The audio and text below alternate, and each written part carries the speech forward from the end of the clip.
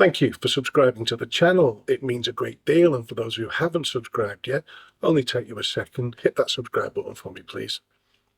Right, this is an interesting one, really, because I was asked, can you get away with making so many mistakes without getting loads of one-star reviews?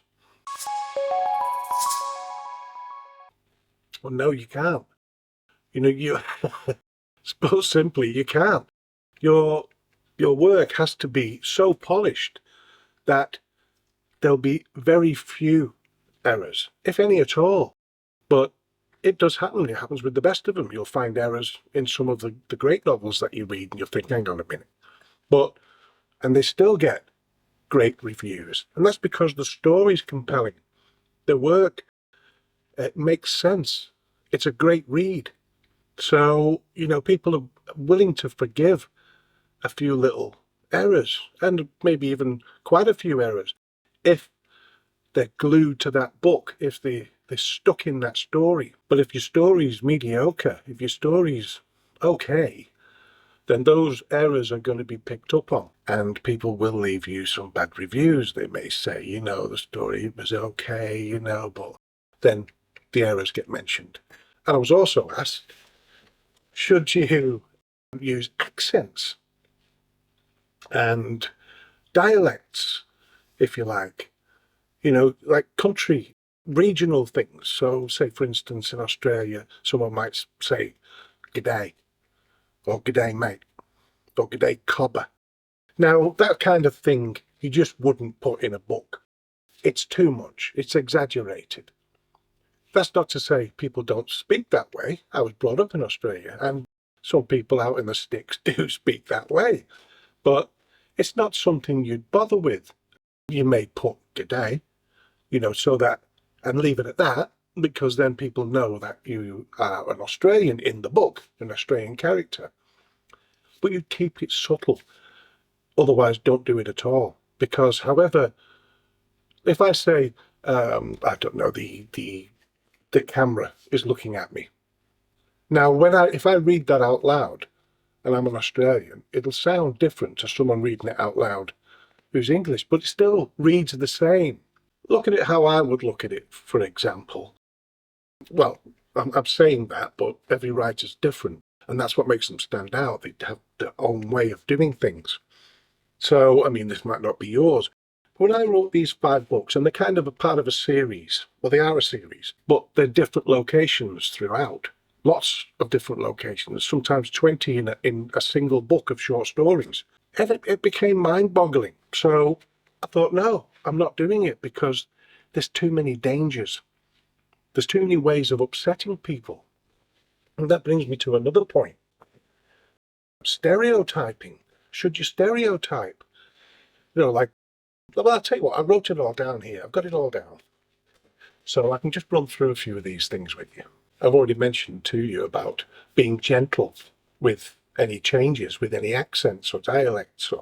So like, for instance, I've put here, someone might say mama, or mum, or mother, or dad, papa. There's things like that which you can use. But when you come to, say, even in the UK, when you're looking at, say, maybe a Scottish accent, and you say ye for you, or I, or a, or I for yes, there's, trying to actually say these things. But keep it simple like that, so that people know it's a Scottish person, but it doesn't really matter, because you'll have already expressed that these are Scottish characters in some way. Your story will have already outlined that. So let's look at a few examples of stereotyping, which you should avoid. Again, unless you can do it in a subtle way. So, gendering is a bad one. It really is. It's worse these days than it ever was.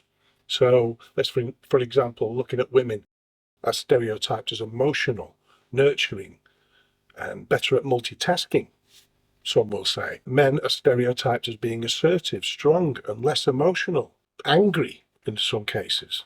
And, again, stereotyping's not good. The days of that have changed so much. Racial stereotypes. Asians are often stereotyped as being great at maths, for example, or technology. Black people might be better at a lot of sports, but maybe not swimming. Now I'm just going off what people might think. Remember, Latinos are very family oriented. They're close knit, maybe. Again, this could be stereotyped. This is what people may think, when it actually isn't necessarily the case anymore, or ever was, really. Not to class a whole people, a whole race, a whole sex, a whole gender in one certain way.